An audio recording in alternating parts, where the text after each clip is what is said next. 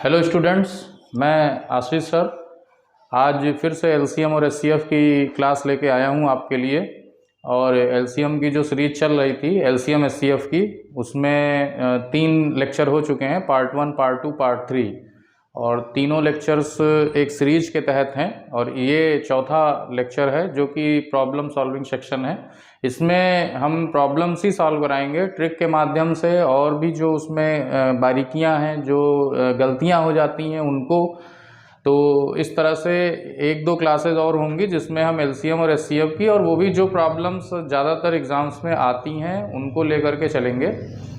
तो परिवर्तन बोध ही चैनल की तरफ से आप सभी का स्वागत है। आइए थोड़ी देर 10-15-20 मिनट में देखते हैं। बोर्ड पे क्वेश्चन भी लिखा है तो उसको अभी मैं पढ़ भी दूंगा, और उसके बाद उसको कैसे सॉल्व करेंगे इसको भी बताऊंगा। लेकिन जिन्होंने पिछली क्लासेस नहीं देखी हैं वो वीडियो सेक्शन में जा कर के पार्ट 1, पार्ट 2, पार्ट 3 ज़रूर देख लीजिए, क्योंकि उसमें मैंने बेसिक्स बताई हैं कि क्या एलसीएम होता है, क्या एचसीएफ होता है, कैसे ट्रिक से एलसीएम एचसीएफ निकाला जा सकता है, ये भी बहुत आसानी से बताया है हमने। और उन सबको देखे होंगे तो आसानी से ये क्वेश्चंस भी लग जाएंगे। तो आइए समय को ना बर्बाद करते हुए सीधे क्वेश्चन पे आते हैं। और लेकिन उससे पहले आप चैनल को ज़रूर सब्सक्राइब कर लीजिए अगर पहली बार देख रहे हैं तो। और अगर सब्सक्राइब किया है तो अपने ग्रुप्स में सेंड करिए, उसका लिंक सेंड करिए ताकि और लोगों से शेयर करिए, उसको सब्सक्राइब करवाइए ज़्यादा से ज़्यादा लोग। और वीडियो को लाइक ज़रूर करिए और कमेंट भी ज़रूर करिए कि कैसा वीडियो है, क्योंकि आपके कमेंट से ही पता चलेगा कि क्या उसमें कमी है या क्या उसको और उसमें क्या चीज़ें डालनी है। तो कहने का ये मतलब है कि जो भी चीज़ें, अगर मान लीजिए कोई पोर्शन नहीं भी समझ में आता है तो आप कमेंट्स में डाल सकते हो, या फिर आप सीधे जो है फ़ोन भी कर सकते हो, फ़ोन पे भी पूछ सकते हो। फ़ोन नंबर्स आपका जो दिया हुआ है स्क्रीन उस पर दिया हुआ है। तो और ये जो चैप्टर है ये आगे जितने भी चैप्टर्स हैं सब में तो काम आता ही है, प्लस जो भी एग्ज़ाम है, वनडे एग्ज़ाम जितने भी हैं, चाहे वो एसएससी का हो, बैंकिंग का हो, या स्टेट लेवल के वनडे एग्ज़ाम्स हो, या फिर जो अदर टीटी या टीचिंग एलिजिबिलिटी टेस्ट हो, या फिर शिक्षक भर्ती परीक्षा हो, सब में ये काम आएगा। तो ये वीडियो जो है बहुत ही इम्पॉर्टेंट है, इसलिए इसको पूरा ज़रूर देखिएगा। और समय रहते हम इसमें 2-3 क्वेश्चन करा देंगे और बाकी फिर नेक्स्ट वीडियो में फिर कराएंगे, ठीक है। तो आइए सीधे क्वेश्चन पे आते हैं। तो यहाँ देखिए क्वेश्चन लिखा हुआ है बोर्ड पे कि 10,000 में कौन सी बड़ी से बड़ी संख्या घटाई जाए। ये घटाना है कि वह 12, 18, 21 और 27 से विभाजित हो। सेम क्वेश्चन है, बस उसमें थोड़ा सा चेंज है। 10,000 में कौन सी छोटी से छोटी संख्या घटाई जाए, आगे वही क्वेश्चन है कि 12, 18, 21, 27 से विभाजित हो। यहाँ तीसरा क्वेश्चन जो है वो 10,000 के निकटतम यानी कि नियरेस्ट कौन सा नंबर है, कौन सी संख्या है जो 12, 18, 21 और 27 से डिवाइड होगा या विभाजित होगा। यानी कि तीनों क्वेश्चंस का जो मूल है, जो बेसिक है, वो एक ही है, थोड़ा थोड़ा चेंज है। ऐसे ही एग्जामों में थोड़ा थोड़ा चेंज करके क्वेश्चंस को थोड़ा सा बदल देते हैं। यानी पहला क्वेश्चन जो है तो वह ग्रेटेस्ट नंबर बताना है जिसको हम 10,000 में लेस करें तो वो 12, 18, 21 एंड 27 से जो है वो डिविजिबल हो। इसमें वह लीस्ट नंबर बताना है जो 10,000 में घटाया जाए तो वो 12 से, 18 से, 21 से और 27 से जो है वो विभाजित हो। यहाँ 10,000 के नियरेस्ट की नंबर बताना है। तो ये 3 क्वेश्चन है, तीनों बिल्कुल एक जैसे ही हैं, और देखते हैं इन तीनों को कैसे सॉल्व करते हैं। बहुत ही आसान तरीका है। तो सबसे पहले तो देखिए इनसे विभाजित होना है, यानी 12 से विभाजित करना है, 18 से विभाजित करना है, 21 से विभाजित करना है और 27 से विभाजित करना है। तो यहाँ देखिए इनका एलसीएम निकालना पड़ेगा। क्यों? क्योंकि इन संख्याओं से डिवाइड करना है। अब एलसीएम कैसे निकालते हैं यहाँ तो हम अभी विधि बताएंगे आपको, लेकिन जो इसके पहले की क्लासेस हैं पार्ट 3, पार्ट 2 में हमने बताया हुआ है कि किस तरह से एलसीएम निकालना है। तो बहुत ही आसान विधि है। इसको हम फैक्टराइज करेंगे तो 4 तियाँ 12 होता है, यानी 2 की घात 2 गुणे 3 हो जाएगा। यहाँ 9 दूनी 18 होता है, यानी यहाँ 2 फिर 3 की घात 2 आएगा। यहाँ 3 सते 21 होता है, 3 इंटू 7, और यहाँ 3 की घात 3, 3 त्रिक 9 त्रिक 27 होता है। अब एलसीएम देखिए बहुत आसान तरीका बताया था हमने। इन सब में जो भी अभाज्य संख्याएं दिख रही हैं, प्राइम नंबर्स दिख रही हैं, इनमें जो सबसे बड़ी घात वाला टर्म है उसी को ले लेंगे। जैसे 2 में 2 की घात 2 वाला है, 3 में 3 की घात 3 वाला है, और एक ये 7 है। तो यहाँ देखिए 2 की घात 2 ले लिया, 3 की घात 3 ले लिया और 7 ले लिया, यानी कि 4 गुणे 3 त्रिका 9 त्रिक 27 गुणे 7, और इनको हमने मल्टीप्लाई कर लिया। अब इसको जब मल्टीप्लाई करेंगे तो ये 756 आ जाएगा, यानी 756।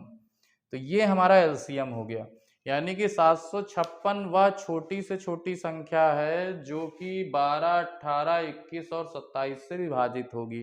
तो ये तो सबसे बेसिक क्वेश्चन हो गया एलसीएम का, कि यहाँ 12, 15, 18, 21 और 27 से विभाजित होने वाली कौन सी संख्या होगी सबसे छोटी से छोटी।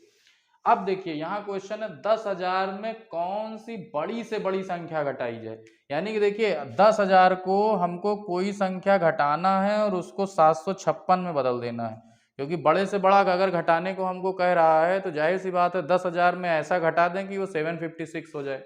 तो 10,000 से 756 लाने के लिए क्या घटाना पड़ेगा, तो यही 756 हम जो है यहाँ पर लेस कर देंगे।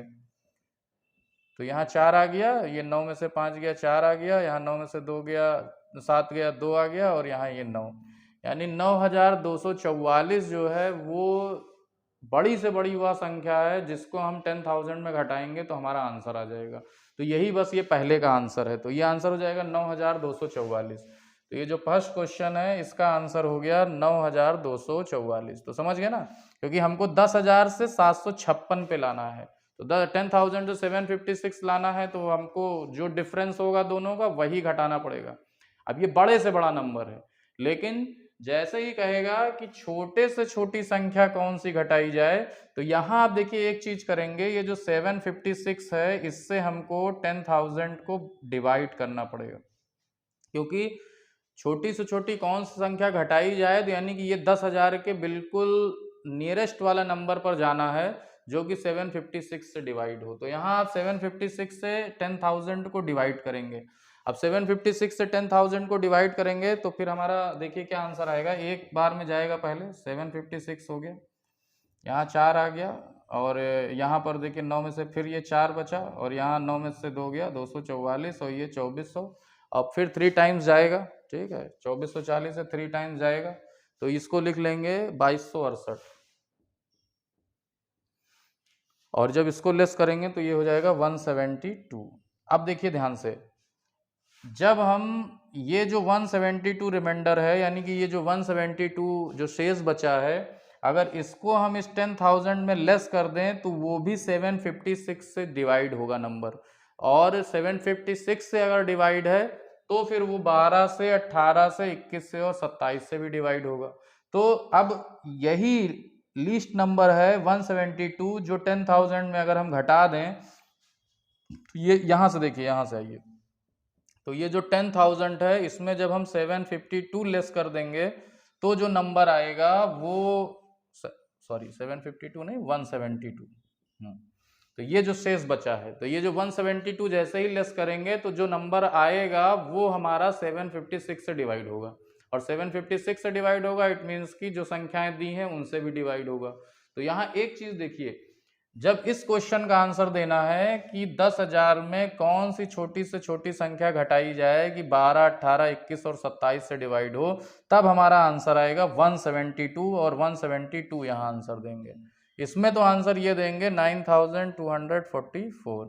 अब इसमें जब आंसर देना होगा कि 10,000 के निकटतम, यानी 10,000 के नियरेस्ट, 10,000 के नियरेस्ट, तब ये आंसर होगा 10,000 में से हम 172 को लेस कर लेंगे। अब फिर जो नंबर आएगा वो हमारा थर्ड क्वेश्चन का आंसर होगा।